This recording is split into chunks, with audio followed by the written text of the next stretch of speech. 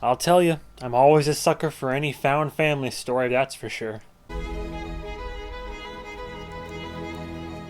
전 그러면 우리가 키워도 되고. 그러면 나는 계속 부정만 당한 인생이네. 그렇게 다시 시작할 수 있으면 좋겠다. 그러니까 우리 앞으로 까먹지 말자. 나 혼자였으면 아무것도 못했을 거야. 굳이 뭐 혼자 다 할 필요는 없어.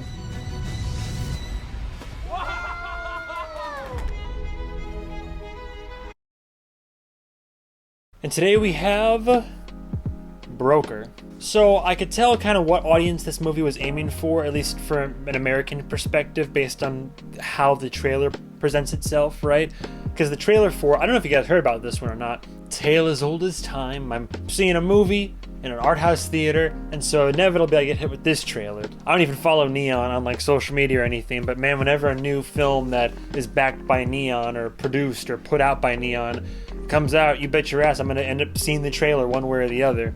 And in the trailer, it says, through this trailer, it says, from the studio that brought you Parasite. Now it's a fair marketing gambit, but at the same time, they're playing with words there because, you know, normally you'll see from the director of, or, you know, Academy Award winner or nominated actors in this, or from I like how they get even more obscure, from the producer, from the executive producer that brought you, but to be fair, it says the studio that brought you Parasite, so my mind aligns to, oh, it's gonna be like that movie, similar vein. Parasite had a very wide appeal and like definitely was able to get to the American audience and get the rightful nominations and awards that it won. And not to mention, not only is the same studio backing Broker, but one of the actors that was in Parasite is in Broker, and he's a phenomenal guy. No qualms there. So going in, I had a certain level of expectations, but at the same time, I knew that it wasn't going to be as wild as Parasite was. And that's correct. This is a lot more grounded. I always put this disclaimer at the beginning of any foreign film that I see. I call it foreign because I'm an American boy right here. I tell you what, I've been growing up in these United States for all my life. I've been out once of the country. Once I've been out now. I try to ingratiate myself in other cultures. I love to watch foreign films, any kind of film really, but disclaimer is that I have only so much knowledge, so if I mispronounce something, if I don't grab the subtext of a certain culture, if I misappropriate anything I do that's offensive is not intentional, and knowing me, I always do something offensive. I judge this film on the merits that I usually judge it on, quality of a film, and at the same time, my personal enjoyment. I always appreciate these films, but there's also the bias of me not being from that country and not having a lot of the context. But I like to think that I have a decent grasp on it, and I love foreign films, so know that going in. Case in point, Broker is directed by a gulp, Hirakuza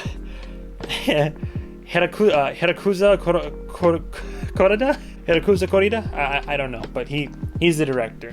I looked it up. This man has a filmography. He's acclaimed, critically speaking.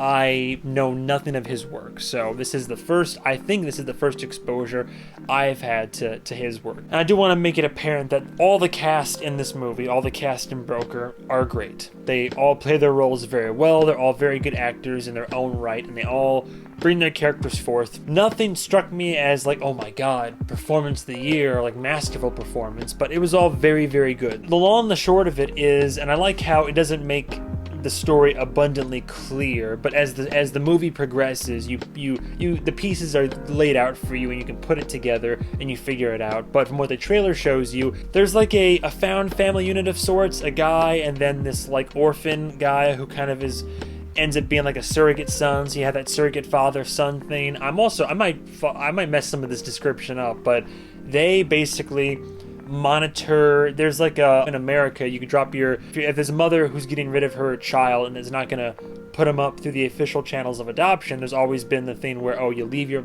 kid, you know, in a basket or whatever at a fire station or outside the door of like a police department or something. And apparently there's like a box at this facility, I think it's a church, if I recall correctly, where mothers can leave the kid in there, and there are these two that intercept some of the children sometimes, and this is where the moral gray area comes into question, and I do like this. On one hand, they're intercepting these children to then sell them, trafficking, child trafficking. They're selling the kids to people that'll pay a large amount of money that can't officially adopt, or maybe don't want to, or legally can't, something like that. On one hand, you're like, well, that's kind of shitty, trafficking children. But what it seems like they're trying to do is also from like that heart of gold perspective, especially since the one is an orphan, is they're trying to like make sure these kids go to good homes. Because essentially, if you're finding somebody who's willing to pay money and still wants to get a kid, even though adoption agencies have told them no, you can't, then that usually means they're like, no, we really want a kid. And there's like the want, the heart there. They're trying to give this kid a good life. And so this woman's gonna try to give up her kid. They intercept that. Then she changes her mind, comes back, and the guy involved in that was like, well, we might as well let her know like what we're doing. And then she's like, okay, well, I want to be part of this. Let's go. I want to meet who my kid's going to. And then it kind of turns into like a road trip thing from there, while the police are also on their tail investigating the trafficking. And that's the story. So yeah, like I said, I love the concept of found family. For better or for worse, I personally, based on my experience and my history, I do not have strong family values. I just don't.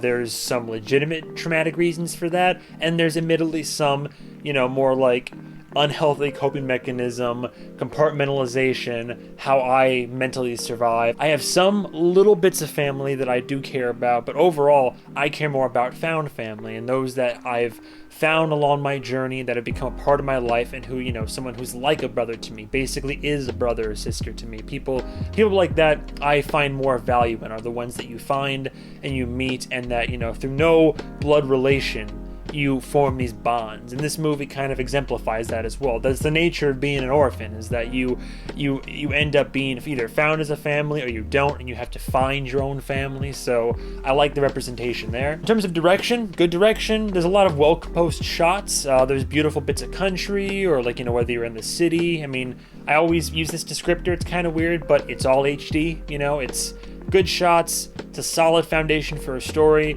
I liked the movie as it was trekking along. It wasn't gorgeous, but it sure was pretty. It was just simple and effective, and it was very grounded. If you're going into this thinking it's going to be like Parasite, I want to make sure to just tell you, because the trailer is like, oh, the studio that brought you this. It's much more grounded and much more of a slow burn. There were even moments, one of my friends pointed out, even moments where it gets almost a little bit like K-drama-y, like Korean drama. Like Americans have their soap operas, Koreans have their K-dramas, and there's I don't want to spoil it just because I don't like spoiling films during reviews, but it's a realistic ending, I guess you could say. I thought the ending was fairly realistic given the premise of the story, and kind of like when you're watching it, and if this is supposed to just emulate real life, I guess then yeah, in a way you'd be like, yeah, I don't see how else this story would end given how it's gone so far. I will say the only complaint I really had about Broker was that like I was expecting,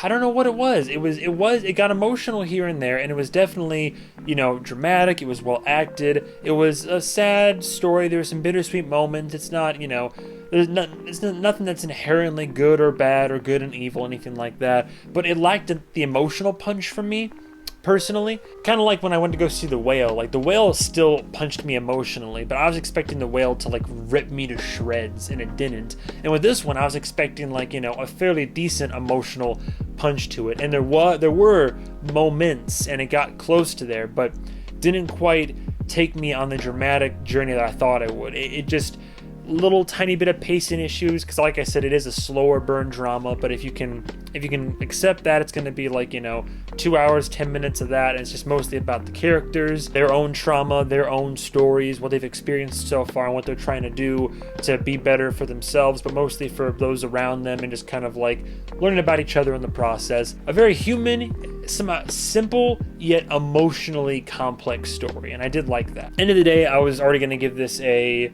low 4 out of 5. Like, I give it a low 4 out of 5. It's not gonna really crack my top 10 for the year, I don't think. I didn't love it. I enjoyed it enough, and I think that as a film, it's a very, very good film. Maybe I'd even go as far as to say, Catch Me on the Right Day, it's a great film, but it wasn't particularly memorable. I don't think there was anything about this that made it especially special, aside from just the found family motif, the great acting, good cinematography, you know, well shot, well directed, very well acted, and it's just a nice, interesting story there, but not anything that I would be like, oh my god, go see this right now. I would sooner recommend Drive My Car. I actually want to give that a rewatch when I get a chance soon, but I think if you like the idea of this, or if you liked this, I think you would love Drive My Car, and I think that one is even better for similar reasons, but I digress. Broker is a really good movie, and to some people I'm sure it's fantastic, but while I can appreciate it, respect it, and I like it for the reasons that I liked it, I didn't love it, and like I said, I don't think I'm going to be thinking about this film, you know, at the end when the year recap comes up, or even like 6 months down the line. Thank you guys and gals for watching, and stay tuned for the next episode of Whatever I Make, and goodbye, travelers.